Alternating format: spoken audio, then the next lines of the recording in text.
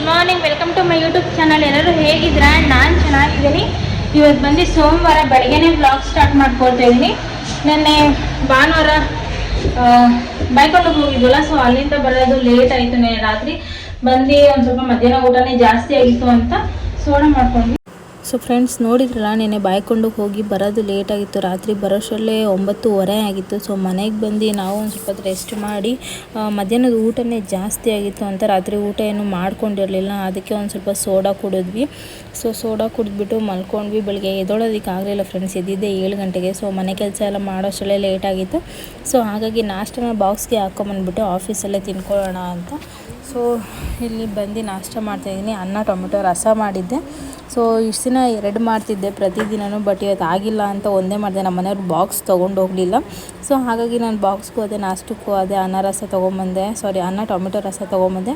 ತುಂಬ ಅಂದರೆ ತುಂಬ ಚೆನ್ನಾಗಿ ಬಂದಿತ್ತು ಟೊಮೆಟೊ ರಸ. ಸೊ ತಿನ್ಕೊಳ್ತಾ ಇದ್ದೀನಿ. ವಾರ ಎಲ್ಲ ಕೆಲಸ ಮಾಡ್ತೀವಲ್ಲ, ಒಂದಿನ ರೆಸ್ಟ್ ಸಿಕ್ಕಿದ್ರೆ ಸಾಕು ಅಂತ. ಬಟ್ ಆ ದಿನ ಸ್ವಲ್ಪ ಬ್ಯುಸಿ ಇದ್ದಿದ್ದ ಕಾರಣ ಸ್ವಲ್ಪ ಟಯರ್ಡ್ ಆಗಿತ್ತು. ಸೊ ಊಟ ಎಲ್ಲ ಮುಗಿಸ್ಕೊಂಡು ಮಾವಿನಕಾಯಿ ತಂದಿದ್ರು ಒಂದು ಅಣ್ಣ. ಅವರು 2 ಮಾವಿನಕಾಯಿ ತೋತಾಪುರಿ ತಂದಿದ್ರು, 1 ಕೊಟ್ಟರು. ಅದನ್ನೆಲ್ಲ ಕಟ್ ಮಾಡಿ ಉಪ್ಪು ಖಾರ ಹಾಕಿಟ್ಟಿದ್ದೀನಿ, ನಾನು ಫ್ರೆಂಡ್ಸಿಗೆ ಕೊಡಬೇಕು. ಸೊ ಫ್ರೆಂಡ್ಸ್, ಮಾವಿನಕಾಯಿ ಅದು ಮೇಲೆ ಇರ್ತಲ್ಲ, ಆ ಥರ ತಿನ್ನೋ ಬದಲು ಈ ಥರ ಓಟೆ ಒಳಗಡೆ ಒಂದಿರುತ್ತೆ ಲೇಯರು, ಅದನ್ನು ತಿಂದರೆ ತುಂಬ ಚೆನ್ನಾಗಿರುತ್ತೆ. ಇನ್ನೂ ಒಂದು ಮಾವಿನಕಾಯಿ ಇದೆ, ಅದನ್ನು ಹಾಗೆ ಇಟ್ಕೊಂಡಿದ್ದೀನಿ ಮಧ್ಯಾಹ್ನಕ್ಕೆ ತಿನ್ನೋಣ ಅಂದ್ಕೊಂಡು.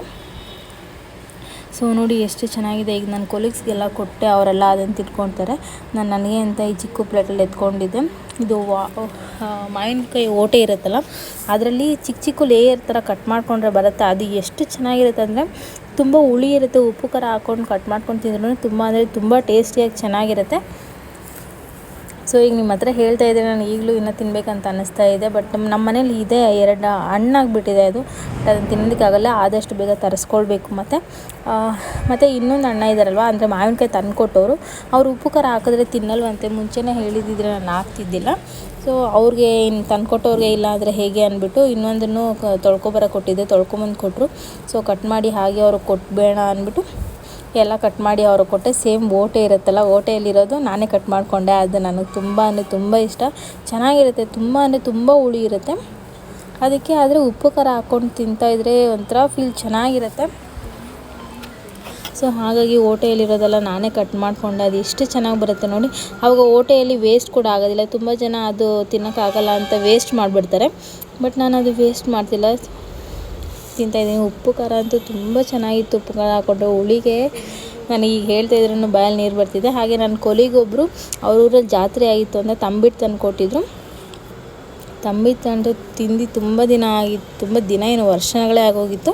ಸೊ ತಂಬಿಟ್ಟು ಒಂದು ಸ್ವಲ್ಪ ತಿನ್ಕೊಂಡು ನಾನು ಇನ್ನೊಬ್ಬರು ಕೊಲಿಗೆ ಬಂದು ಏರ್ಪೋರ್ಟ್ಸ್ ಆರ್ಡರ್ ಮಾಡಿದ್ರು, ಅದು ಕೂಡ ಬಂದಿತ್ತು. ಸೊ ನಾನೇ ನೋಡ್ತಿದ್ದೆ ಅದನ್ನು ಓಪನ್ ಮಾಡಿ, ಯಾಕಂದರೆ ಅವ್ರು ಫಸ್ಟ್ ಟೈಮ್ ತೊಗೊಂಡಿರೋದು.